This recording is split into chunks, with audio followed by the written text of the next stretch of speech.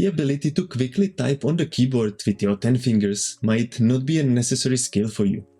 There are other ways how to speed up your workflow, but no matter how fast you type, you will notice that you type the same words and phrases over and over.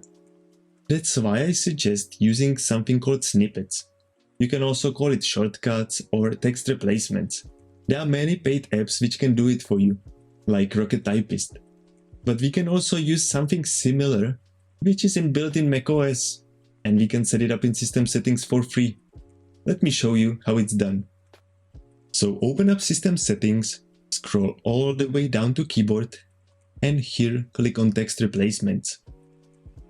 You can already see here few basic ones, but let me show you how to make this feature even more useful. First very good example is already here. You can use this to quickly type your email address. As you can see here, double @ sign will be replaced with my whole email address.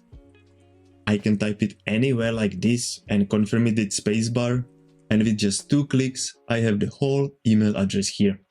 But it doesn't need to be just one word. You can make a text shortcut which can contain a whole sentence.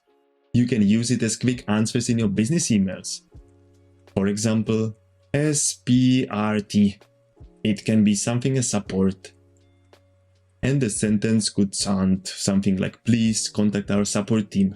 We'll be happy to help you. Something like that.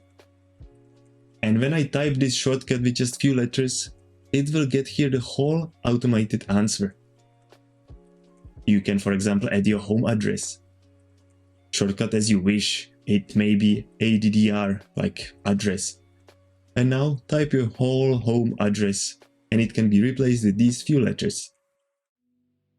Another example could be something like, thank you for contacting, I'll get back to you. Sentence like that. It can have a shortcut, cont.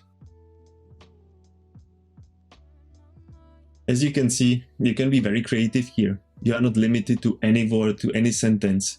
It's basically unlimited. And this is all for free. You don't need to pay any apps for that. If you have some other suggestions, some ideas how to use this feature better, you can leave me a comment below, because I always want to learn new things as well.